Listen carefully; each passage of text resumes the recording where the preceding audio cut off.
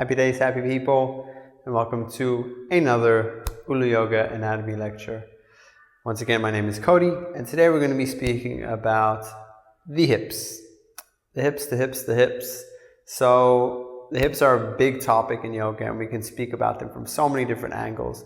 For today, we're going to be speaking about this idea of obviously opening and closing the hips, but this idea of stillness to movement of the hips. You'll notice a big difference between the shoulders and the hips, and why I like to bring them up together is because they kind of emphasize each other's contrasts. So in the shoulders, there's usually quite a lot of mobility, and what we want to build for the shoulders is this idea of stability so that we can start to use the shoulders in a way that is more strong and strengthening. For the hips, however, you'll notice that it's a very natural thing to just have a lot of stability in the hips. Don't get me wrong. There can be some alterations you can make to get more hip stability. And depending on your physical outlet, so if you are a gymnast or even a certain type of yogi where you have a lot of flexibility in the hips, stability is definitely needed. But for the lay person, for the common folk, for the person who's coming into yoga maybe 3-4 times a week, just some studio drop-in classes, and also for most athletes who do a lot of running, do more dynamic jumping and stuff like this, and don't focus so much on stretching and flexibility, the hips are very still, right? And more than that, this idea from stillness to movement, not only from the fact that we need to bring more movements into our hips and bring mobility and bring stretching into our hips, but also that you're going to see the muscles and the joints around our hips are still for long periods of time, and then we move them.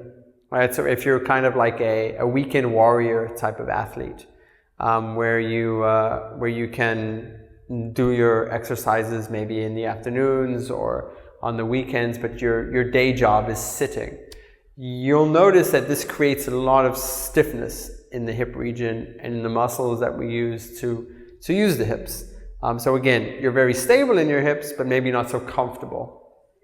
We're going to speak about how we can release that. So before the shoulder lecture was more about stabilization, this lecture is going to be a little bit more about release and mobility being the dominant principle that we're going to be working with. So we're going to run through it the same way. I'm going to mention the muscles. So today we're speaking a bit more about muscles than about the joint area that we're going to be using, because for me it's about releasing the muscles. Remember, when you're releasing a joint, you're not really releasing the joint itself. The joint is loose always. It's just the muscles around it that make it either stiff or flexible. So we're going to speak about what we can do, certain poses that are going to help release that, certain adjustments you can make to help those poses bring you deeper, or variations of the pose that are more accessible to people with certain stiffnesses.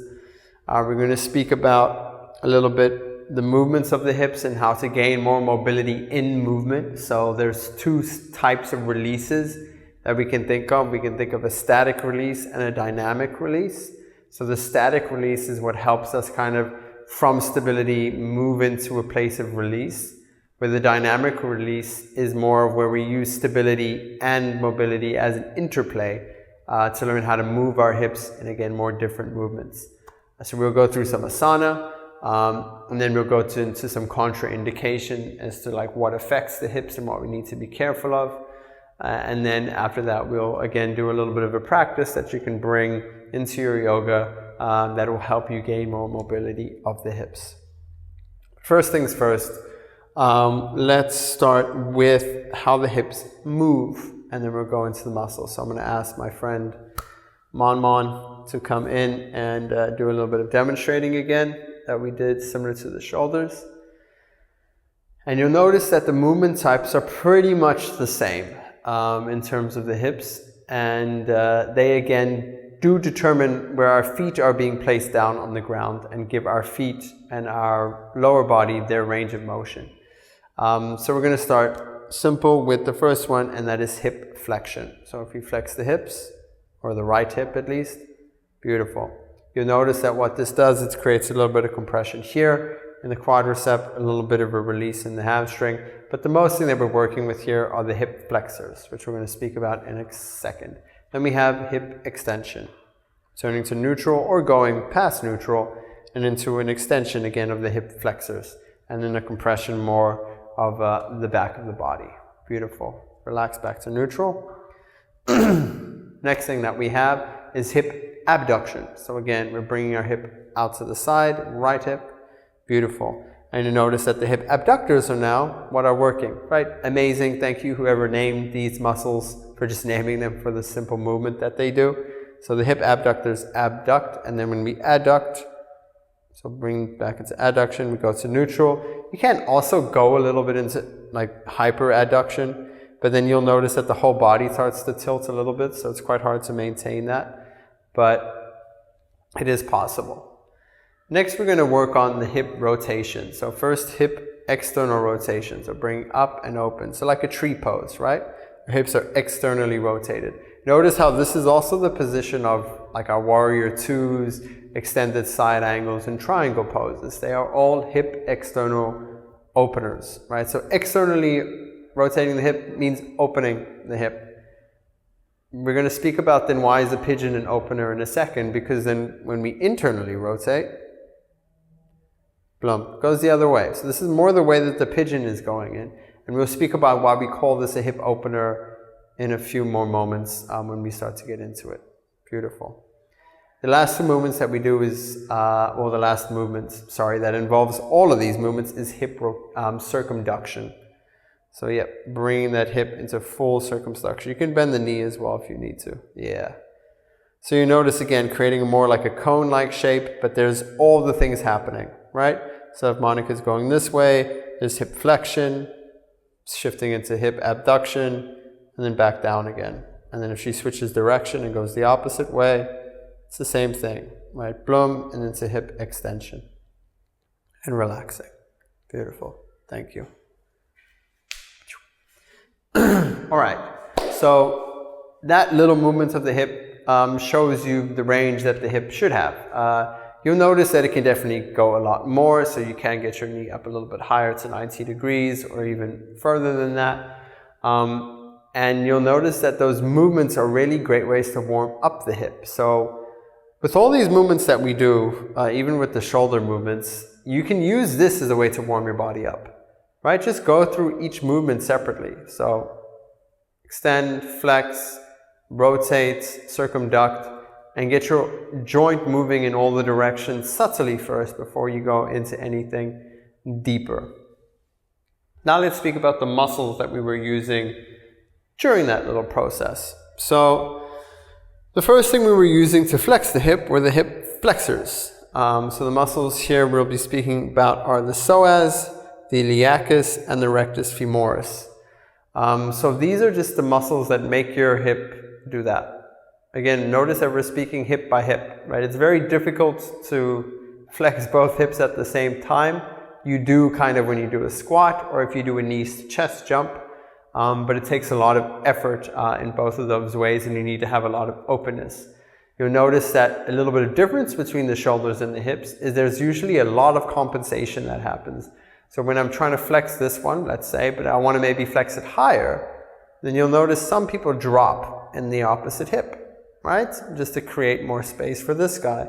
This is something we want to try and avoid in most of the movements that we do. So even if we're doing a balance, just a simple tree pose, or just a simple straight leg pose that we're trying to bring the hip up, it's very difficult to, one, keep the hips parallel, and then also to not rely on the back. So what we want to do usually is if we bring the foot higher, we start to do this, and then we also start to do that. See, my foot's gone higher, but it hasn't actually changed the position of my hip. I've changed the position of my body. So instead of looking for height and looking more for function, you go to wherever your point is and just push. Right, so that's where I'm going to go. If I go any higher, then I'm going to start to compensate. So keep this in mind. The psoas muscle is a very important muscle, and we're going to speak about that when we speak about the lower back as well. But it's basically what connects your upper thigh or your upper leg to your hip and to your lower back simultaneously. The other two, the iliacus and the rectus femoris, are just what connect your hip to your upper thigh. Right? Again, creating this movement here. I want you to think of a movement that you do every single day where this flexion is happening? Right? Sitting. Right? It's a weird one because when you're sitting down, you've created this flexion but with no engagement. So it's kind of like your muscles do the initial flexion and they just stay there and become stagnant. This is what causes tension. This is why we get very tight hip flexors, is because there's compression without engagement. You'll notice when you engage something, there's always a release, no? So if I do this and I release, there's a release. It's softer now. But if I just leave it, then that is as hard as it's going to be and there's no release. But if I engage and then release, there's always a softness that is added extra. This doesn't happen when you're sitting down. So your hip flexors are not engaged enough to release afterwards. They just sit there, plunk, in that position. And for long periods of time, this causes a stiffness. Look, there's nothing wrong with sitting. That's part of the human condition now. And all we have to now learn how to do is how to adapt our body to the abnormal amounts of sitting that we do. And also how to warm the body up to get it to the point where it can flex and extend without causing any extra damage. So that's for the hip flexors. So for the hip flexors, what are we trying to do again? Just to run that over, we're trying to release them, right? So this comes through hip extension. So any sort of movements of the hip in the opposite direction is a release of the hip flexors. But we also are trying to build up their strength, especially for dynamic movements. So if you're an athlete that does a lot of running, or if you do a lot of jumping, then you want to be able to make the dynamic strength of these muscles more poppy. And there's a whole bunch of things you can do that probably aren't in yoga, dynamic squatting and dynamic lunging, things like this. But with yoga, we kind of want to aim more at the release of the hip flexors. And this comes through the release of the quadricep as well. So doing things like dancer's pose, doing things like pigeon, and doing things like the splits as well is a great way to release the hip flexors. Even upward facing dogs to a certain degree. And definitely a wheel pose. So you'll notice that any sort of tension here is probably what's preventing you from doing wheel. If you have too much tension here, this is going to prevent you from being able to get that full bend in a full wheel pose rather than the back. In fact, it has more effect on the wheel than the back does, and the spine as well. So it's something to look at, and we'll look at that more when we go into specific asana. Next, let's speak about the abductors. So the abductors, we get to speak about one of my favorite areas of the body, which is the glute. I just like the glute, not for any weird reason, but just because it is such a functional part of the body. And if you look at it in terms of athletes, it's probably where most athletes get their power from, right? So if you want to kind of correlate it to to a muscle in the shoulder that we've been speaking about, the serratus anterior, it's kind of like that for our hips. So it's probably one of the most important stabilizing muscles, because if you give it a little bit of a punch or a feel, again, it depends on how big your booty is, but you'll notice that it's one of the bigger muscles of the body, right? So it helps to stabilize the hip quite intensely and creates a spring. This spring and stabilization is something that, one, we want to bring back into activation. So this is why I mentioned it's similar to the serratus anterior, and you can even think of it when we move into the lower back, we speak about the spine, this is going to be our abdomen. It's the thing that we want to bring consciously into our awareness and start to engage, is the glutes, right? And if you think about this tucking into the tailbone, which is a cue often given by yoga teachers, this is what is being engaged, is this glute. And whenever you're doing something like a high lunge or any sort of dynamic movement practice, or even holding, let's say a warrior 1 or even a warrior 2 to a certain degree, the glute is either automatically engaged or you have to bring it into your mind and start to activate it. Very, very important for active movements. And when you start to learn how to activate the glute, it starts to act again how it should be.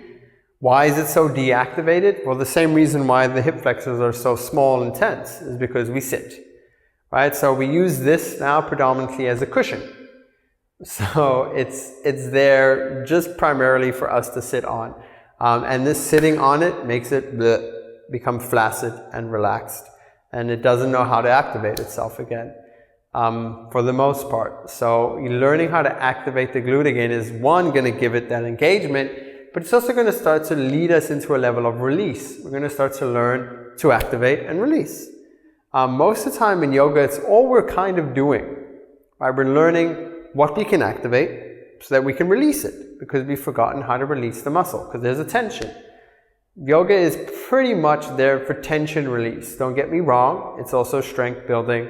It also helps you develop new movement patterns, but most of the thing that yoga is doing that other practices are not is teaching you how to release your muscles. And what's interesting about this is also the mental factor of yoga, right? Meditation is the same thing. It's teaching you how to bring awareness to some sort of mental concept or identity that you have and release it. And this is why I love the entwiningness of yoga, is that's all we're doing, is we're learning how to activate, engage with, and then eventually let go. So we're learning how to activate the glutes, get into the glutes, and once you've got it, we're learning how to relax and release it to get rid of a lot of tension. Remember, all these things that I'm speaking about here, these are the muscles that people speak about where we hold our emotions. So yeah, I do this because it is a conceptual thing, but it also is quite physical. The way that the body works is it distributes tension. So if you have emotional tension, right, you're not meeting up with some emotional thing that's going on in your body. I speak about this when I speak about fascial dumping, is it creates a knot somewhere. And most of the time with emotions, for a lot of reasons that we can discuss, but let's just go with the fact that it seems to do it, is it stores it in our hips. And these are the muscles that it stores it in, each one differently. Some people it's hip flexors, some people it's the glutes, some people it's the piriformis, but it stores it somewhere there. And this release not only leads to a physical release, but it also leads to an emotional release as well.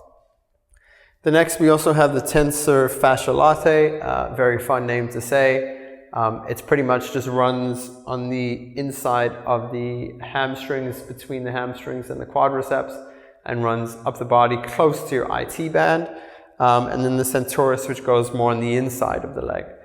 Again, very hard to only engage these things, so I'm just mentioning them as names because they're going to be mentioned. But the most obvious one, and the one we can work with the most, are the glutes. Again, remember, for abduction, this is why the way to get a good glute, or as my friend would always say, a watermelon bum bum, is to do this type of exercise, is to abduct, right? Flex the foot and abduction. This movement is going to create a very strong gluteus maximus and medius, and it's because you're using your glute most of the time to abduct and to flex. Moving on to the hamstrings. The hamstrings, are they part of the hips? Of course they are. Right? Look where the hamstrings are on your body. They have a huge relation to the pelvis and everything that's going on in the hips. So releasing the hamstrings is also releasing the hips. Forward folds, right? Probably the number one area where we start to release our hamstrings, and also what prevents us from doing forward folds, our hamstrings. Working with releasing in this area is going to start to help your hips perform, because when your hamstrings are released, they have, again, more ability for compression. So when do we compress the hamstrings, right? Again, whenever we bend a knee. So if I bend my knee, it's my hamstring that's being compressed and my quadricep that is being extended. Again, learning how to get full compression and extension from any muscle is going to deliver more power into your practice. And what movement does this? Running, jumping, right? Most athletic sports. So one, it means that the hamstrings are going to be tight if you do a lot of this. And two, if you start to release the hamstring and you get more space to move in it, it's going to increase your athletic performance. And then above all that, it's also just going to make you more comfortable, which is what we're going to speak about in a bit. The last thing are the external rotators. These are muscles that are in the glutes. So you have your glutes kind of as the outer sheath, as the muscles that surround your pelvic area. Inside of that, you have the piriformis muscle and a bunch of other muscles, but the piriformis is the one I'm going to speak about the most, because it connects directly, one, to your lower back and tailbone, and also kind of goes in between the pelvis. So if you look at our friend here once again, there's this little hole here, right? And here where the iliac crest starts. The piriformis muscle, so the glutes are here. There's a nice big peachy cushion around it. The piriformis muscle is what connects in between here. So here's the tailbone too. Here's the lower back.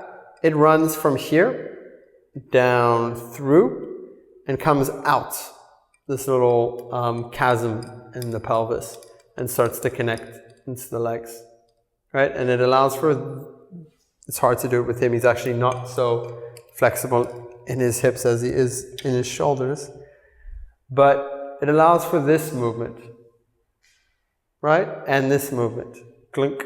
So you can imagine which is doing which. So this, the piriformis is closing. This, it's opening. And this is why we call any movement where my knee is going past the other knee in a 90-degree shape. This is why we call this a hip opener. Because we're opening up the piriformis muscle, which is usually what is closed so much in our hip region and is what causes this pulling together of the pelvis. So, we want to start to learn how to open up these areas in the body. And when we start to learn to open them, we start to go from stillness to movement and learn how to get more range of motion in our hips and then more importantly, more release in our hips. So we're going to start now with just a few things that are going to start to open up these different areas. So my lovely partner Mon is going to join in. And we need a block. Thank you. All right, so always have a block with you, especially for relaxing poses where you're going to be putting yourself in a position that you might want to give yourself into, surrender. So we're going to start first with playing with the hip flexors. So this means coming into a low lunge. So however you would like to, maybe from a downward dog. Step into your low lunge, dropping the back knee. Good. All right, so now let's look at the low lunge and what's happening here. So many things, because remember, we're bipedal. So there's always two things happening when you're doing this movement in the other parts of the legs. So first, the front leg. So if you look at her front leg, her hip flexors are being worked. So there's a contraction here, contraction in the quadriceps slightly, and contraction in the hamstring. This is the perfect type of contraction. This is the perfect type of contraction that we want to be happening, where there's not too deep, and it's not too deep, but it's enough to create stability. We have this lovely 90-degree angle with the knee, again, providing that extra bit of stability in terms of just architecture, so that the body can do what it needs to do. What is stretching a little bit here? So now we go into the glute. Right, you can see that the glute is slightly being stretched. There's a slight also stretching of the piriformis. It's not as deep as it would be in a pigeon, but it's definitely happening. And you can see that the abductors are being slightly stretched as well, because the sartorius, which is running from here, is getting a nice little activation, and then the fascia latae too. That's what's happening in the front leg. So much more stability building in the front leg, but still slight stretching of the glutes at the back. What's more important for me is what's happening in that back leg. So in the back leg, you can see that the hip flexors are being extended, right? So Mon should be feeling some sort of extension here in the back, and then more of an activation also of the glute. And then this is where the glute activation also comes in handy, because what happens sometimes, right? So I want you to just relax your glute and let it fall into your back a little bit. Yeah, this happens. You can see how now it's become more of a lower back curve, and we started to distribute that weight into the lower back. This is what we don't want. We want to keep the function in the hip region. So Mon presses up through the glutes, engages slightly through the core, and keeps it in this area. Otherwise, you lose the stretch, and it starts to become maybe even more of an abdominal stretch, or it starts to fall more into her lower back. Good, you can step back. So this is the first thing that we want to start to do when we want to start to activate the hip flexors, right? And then we also start to open slightly the abductors and go into the external rotators as well. The hamstrings, especially in a lunge type scenario, they're kind of neutral. There's a slight little bit of compression in them, but we shouldn't feel it too much there. So now if we have to take that into a high lunge, So if you'd come to a high lunge, if you want to do the other foot, you can.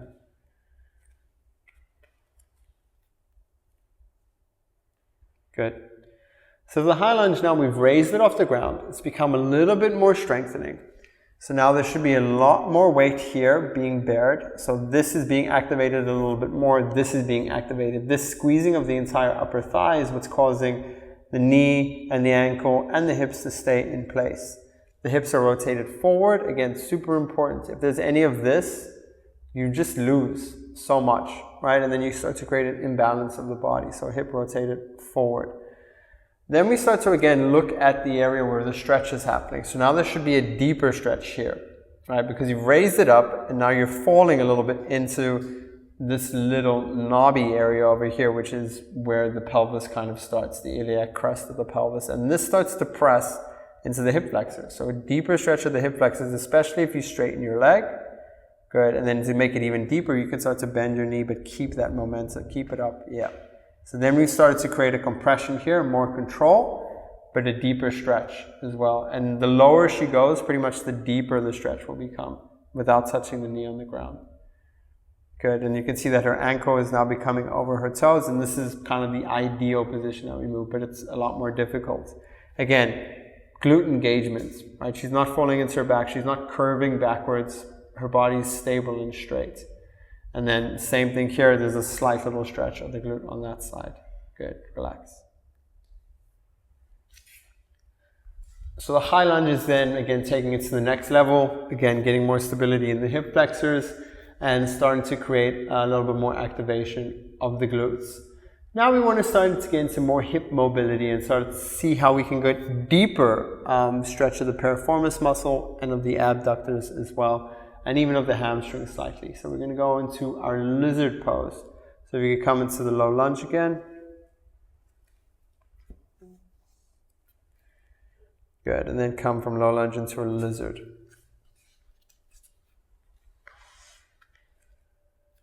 All right, so this is a lizard with the knee on the ground, which is fine for now. And you'll notice how what we've done now is you've taken the hips and we've started to allow them to sink past a little bit of the knee, right? So the lizard basically means that you're letting your hips go further down than they usually would in a high lunge. You're letting go of some level of engagement, okay?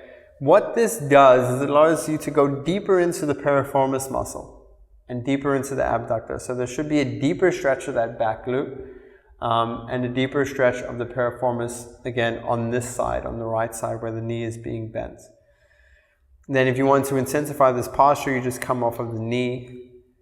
And then you notice that this activation starts to then distribute the weights more into the back side so that you get, again, a deeper just stretch over here and a deeper stretch here because you've lifted up and you've let the weight become more dominant in the hip that where the knee is bending. And then obviously to go even deeper into this posture, you can come onto your elbows or forearms. Good. Now you've noticed how you've let that other hip drop slightly and you're just using this hip and gravity to let that hip go deeper and deeper and deeper down. If this was a yin practice, you could spend a while here. You can even put your knee on the mat again and just go as deep as you can and allow for it to sink in deeper. What you could also do to add kind of into this type of mobility of the hips is from here you could come back up onto your arms and press into that knee with your right hand. Good. Again, nice, beautiful opening of the hips. You're allowing yourself to go into the outside of the foot. There's no pressure in that knee, so your knee is okay. And it's again creating a deeper stretch of the hip flexors and also of the piriformis muscle. From here, just because we've kind of set up a little bit forward, we're going to go straight into pigeon pose.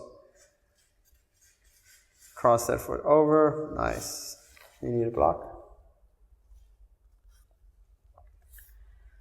Good. Coming straight into pigeon. Now let's have a look at pigeons. Keep it as a seated pigeon for now. So what pigeon has done is now we've turned the leg opposite. We've taken all of the weight off of the knee so the knee can do this weird type of inversion of itself, where if there was any weight here, it would be dangerous. And that's why you need to keep this in mind, that if you feel any pain in the knee in a pigeon, bring it back. Tucking your heel deeper towards the groin is always going to help with this. If you need to increase it, you can bring that outer foot in.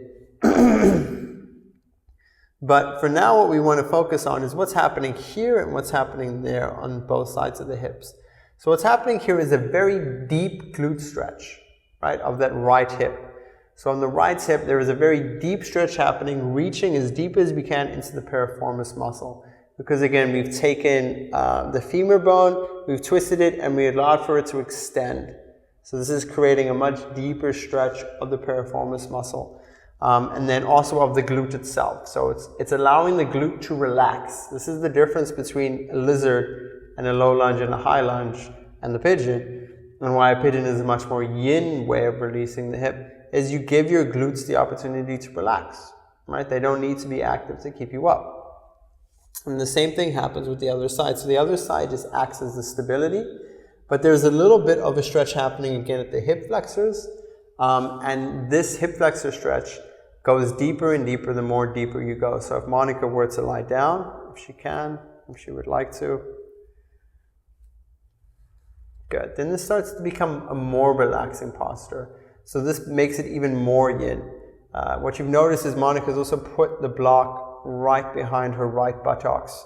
Just so that it adds for extra support. Because sometimes if it's not there, I'm just going to remove it quickly. What happens is this fall. So just allow it.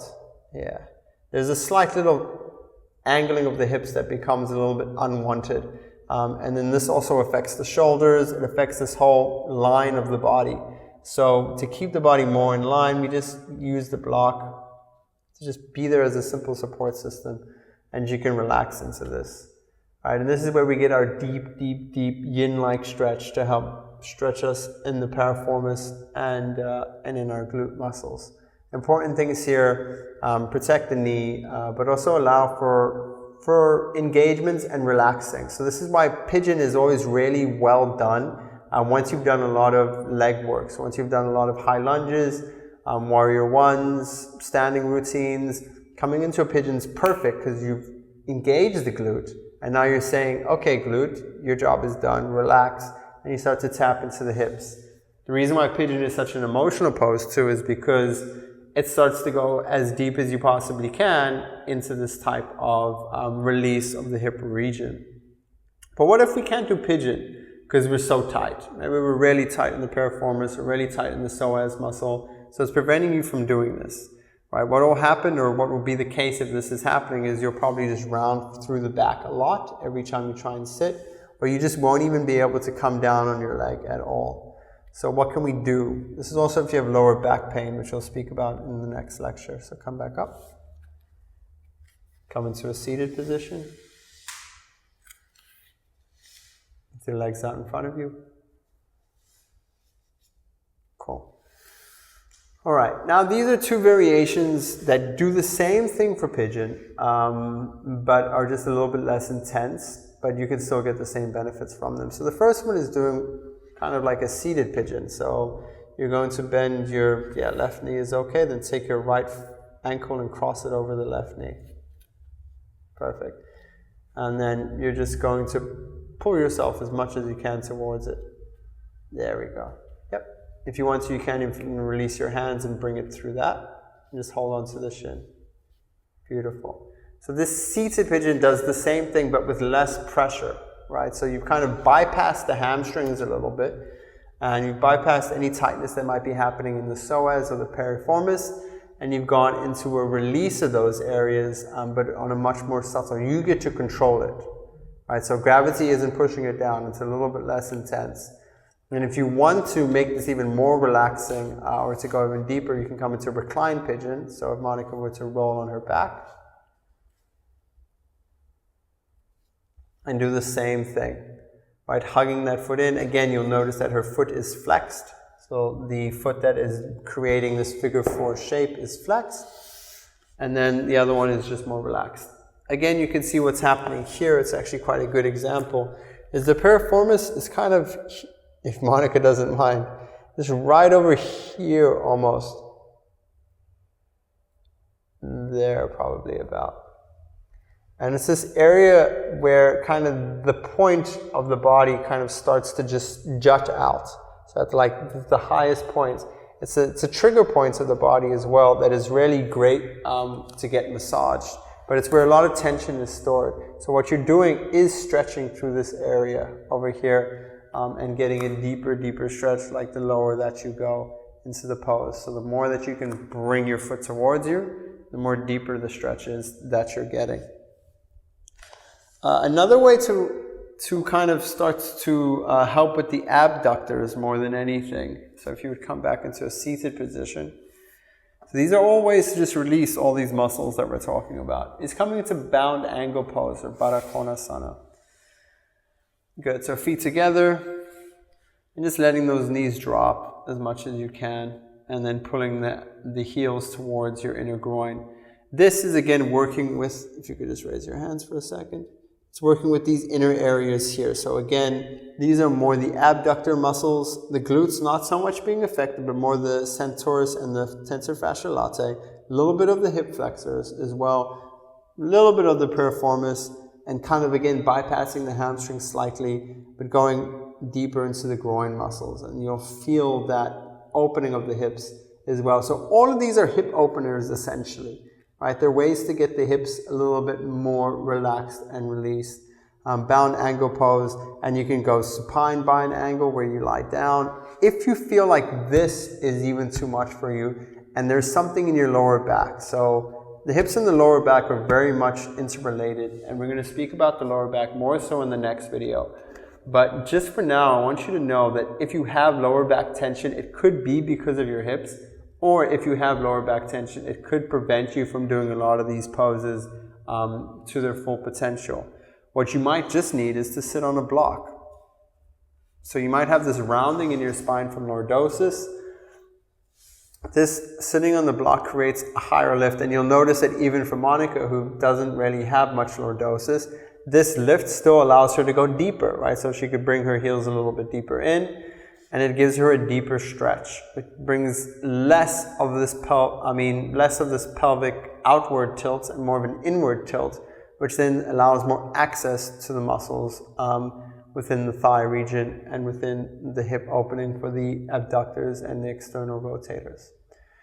So these poses, especially the last ones that we've spoken about, are very much poses that you want to surrender into. So they're poses that you want to be able to do that allow you to relax, and then the more that you relax, the easier that it becomes to go into the poses.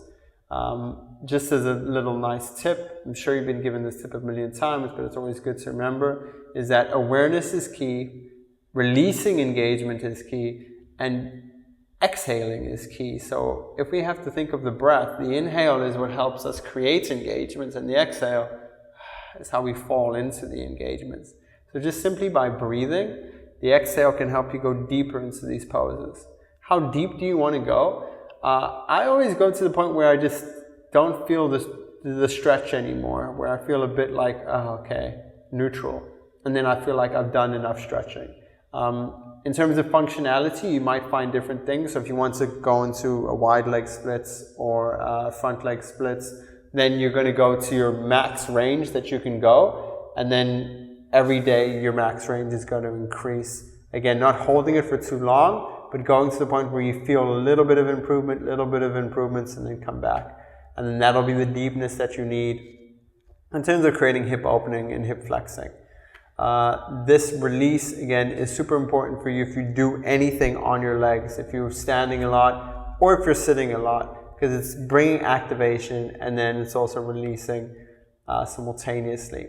The last thing we're going to speak about is dynamic mobility. So we've kind of spoken about flexibility and release now. Now we're going to talk about how we can create a greater area of knowledge in our hips, bodily knowledge, and learn how to move around them mobility-wise. So I'm going to ask you to remove your block. Sit a little bit back because you're going to need some space to move here. Yep. And I'm going to ask you to bring you can relax your right foot and bring your left leg over your right leg, kind of like you're going to do a spinal twist almost. Yeah, but then tuck that one in. Yeah, perfect. This one though comes a bit more forward. That doesn't need to be so deep. So let it create like a 4 shape. Yeah, perfect, like that. Okay, so we're going to start from this position. From this position, we're going to start to do a little bit of hip mobility training. So these hip mobility trainings is where we're going to use dynamic and elastic movement. So elastic just means that you're kind of bobbing back and forth to create mobility in the hip. So what you're going to do is, with this foot out as much as you can, you're going to roll forward and reach as far forward as you can in that hip. Exactly, perfect. And go as deep as you can go. And then keep like this moving motion of just slightly bobbing up and down so that you can feel it. You should feel it as deep as you can in your hip. If you need to feel it deeper, just bring that heel closer to the foot. More in, yeah, there we go. And that'll create more deepness in this mobility exercise. Good, and then reach even further. Good, bringing the fingertips. And then a way to get deepness in this is to inhale, come back. All the way back, and then exhale forward again. And going as deep as you can go into this hip stretching. Nice. And then swap sides as well. So for those of you at home, you can also be practicing this now as well and just seeing how this feels in your body. Notice that Monica is also not rounding too much in the spine, and she's still maintaining a little bit of chest opening so that her spine doesn't take any of the stretch away from what's happening in the hips. Good, so now we've created a subtle level of mobility in the hips and stabilization, and we're going to increase this by using weight bearing in the legs to help bring it into more of a movement. So now what you're going to do, you can place this foot a little bit closer so you've just got a little bit more, stand upon. Still keep that one under it though. Yeah, perfect. Cool.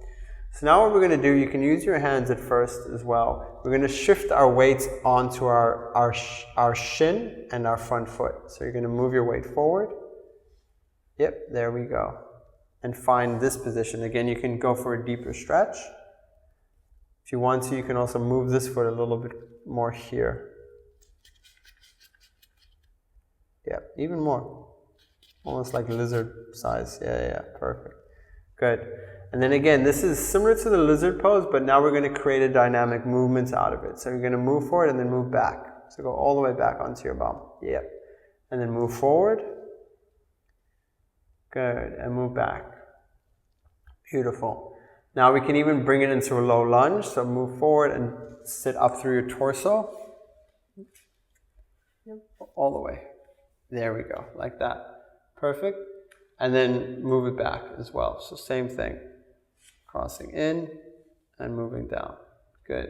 And then doing that in one motion. So bringing it up. Yep. And bringing it down. Good. And swapping sides.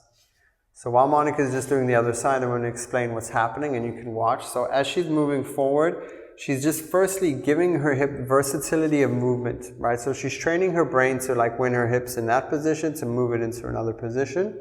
And then she's also giving a fuller range of movement for that front leg, starting from a seated position where her thigh is like this and elevating it upwards. So again, it's providing a level of engagement. It's also not too difficult, right? It's not too hard. It's not like you're putting so much weight into it that it's a very strong movement. The movement is more brain thought and then also just creating engagement. Right? You can really feel what it feels like to have an engagement, because if you don't engage your glute, you're not going to get the movement. But you don't need to engage your glute so much that it starts to burn or hurt or something like this. So it's a very moderate movement to do, something you can do every day. And there's so many variations that you can add on to this, especially if you're doing vinyasa flows. This is a nice kind of add-in, and it can be very explorative into different asanas and different types of hip openers as well. And what I like about it is that it's dynamic. So remember, we'll speak about this again when we speak about fascial play. And I know I say that a lot, we'll speak about this again, but it's also because things are so interconnected. Right, so I can't avoid speaking about fascial play or the lower back or even the shoulders when I'm speaking about the hips, because there's such an interconnectivity. So I just like to mention that so you can keep it in mind, and then we go deeper into those specific topics. It also helps remind you, it's like, this is like what happens when you go into this, when you're doing hip things.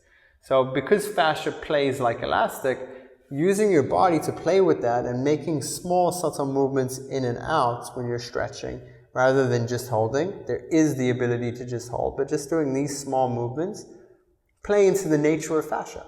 Right? Fascia loves this type of movement. This is the stuff that fascia does. Right? It does also allow for deepness, but in terms of fascia's kind of like buoyancy, it likes to be a bit more elastic.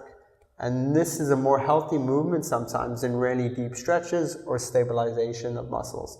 It's kind of like the in-between neutral phase that we want to also start to include in our movements.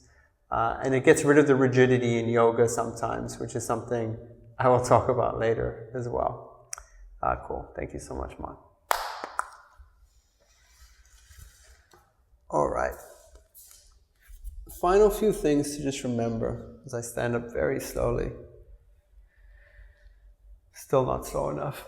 Give me a second to get back into it. So, final few things to remember as we finish off with the hips is what we want our hips to be functional for. So, hip functioning comes with walking, running, and then also sitting. So, we sit on chairs a lot, but if we want to have a more functional style of sitting with our legs crossed, then opening up the hips is going to make this a lot easier. Why do we want function? What does function actually mean? It means that we get rid of a level of discomfort in movement. So you'll find that if you sit for a long period of time, now we're going into meditation, right? Having more comfort in your hips, having more openness in your hips is going to start make it easier for you to meditate. Yoga asana is always mentioned as preparation for meditation. And it really is, because it helps you balance out your body so that you can easier sit comfortably. And this is a very big example of this. So when I start to open up my abductors, when I start to open up my external rotators, release my hip flexors, I can sit for longer periods of time without tension, with my knees touching the ground and my legs crossed. And this means that I can close my eyes or keep them open, but allow for more greater insight in the body than having to worry about the body itself. So yes, it is a major preparation for meditation, which, if I'm honest, even as a yoga anatomy and movement teacher, is where most of the gold is in yoga. The movements are great, but most of the really amazing things, the things that you're going to experience that are life-changing, comes in the meditation. And that's why the anatomy is important, but it's important, to be honest from my perspective, because it leads you to greater meditation. It leads you to greater understanding of your body, which is fun, but more than that, it leads you into the ability to be able to get comfort and balance in your body so that you don't have to think about it. The less things you have to think about, the more insight you can have into reality and the experience of reality. So that's why we do these things. For functionality, so yes, when there's something that is higher than our hips, we can lift our leg over it. Yes, so that when we're dancing, we can perform a cool dance move by throwing the splits in or being able to rotate our legs around each other. Yes, because when we're rock climbing, we can put our leg in a position that can help us reach the next hold. Yes, that when we're running, we can release our legs after running so that we can run for longer and keep it as a sport in our life for longer periods of time. But more than that, it's just to make us more comfortable, right? In sitting and sleeping and doing the things that we actually spend most of the time doing. Because no matter how much time you run, no matter how much movement you do, the dominant amount of things that you do are more in a relaxed state, or they should be at least. So we spend more time sitting or just standing or lying down than we do moving our bodies. And this is good. This is what we want to kind of aim for. So even in our standing position, building this openness in the hip is going to allow for more comfortable ability here. And this is where I'll touch on the last final thing, which is having hips that are too open. It's a huge plague that kind of happens to yogis, to be completely honest, especially Ashtanga yogis, because they put this emphasis on stretching so much, and it becomes competitive.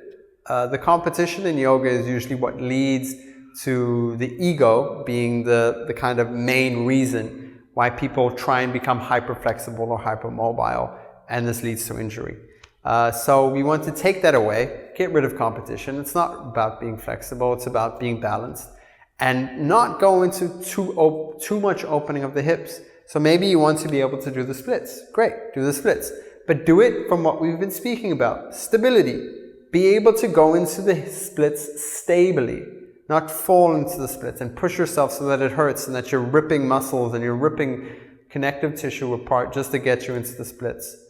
Let it be a natural process rather than a forced process. Yes, it means it will take longer, but it will also mean that you will have more longevity in your ability to move, and it'll be better for you. So you will not get any pain that might come later on when you're older, or even after yoga practices in the hip region.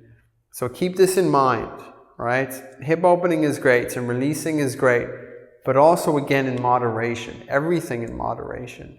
So learn to stabilize from the stability, gain your mobility. From your mobility, go back to stability and get stronger, and let this be the interplay. And let your hips be a part of this.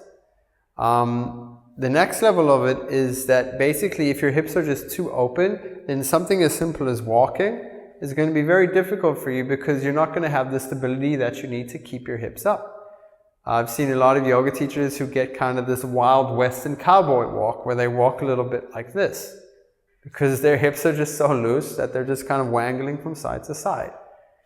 They're going to have to go back and work on their asana practice again, because although they can do maybe a full Padmasana or full lotus position, they've opened their hips so much that they've lost the stability there. So they might have to go do some bridge poses where they engage their glutes and get some more stability in the glutes again. They might have to go do some low lunges or high lunges again to build that stability around. And then they'll be able to walk better again, and they'll start to lose any sort of discrepancies that will come later with age in the hip region. And for the most part, that's kind of it, is how we want to think about yoga as a whole, is building up this balance between mobility and stability. And so with the shoulder video that we've just done, and now with the hip video that we've just done, you've noticed how both of them can benefit from both mobility and stability. But depending on where we are at in our physical levels and what we do daily physically, we're going to need maybe a little bit more of the other. But the problem comes when we start to go excessively into the other side, because we feel like we can't get enough of it. So shoulder strengthening is one thing, and especially I think for women, because men have a tendency to just be more upper body based, just in terms of physiological structure. And again, it's not all men. And it's not all women. I'm not saying that at all. I'm saying that commonly so. So women get into this idea of upper body strengthening, which is great and wonderful.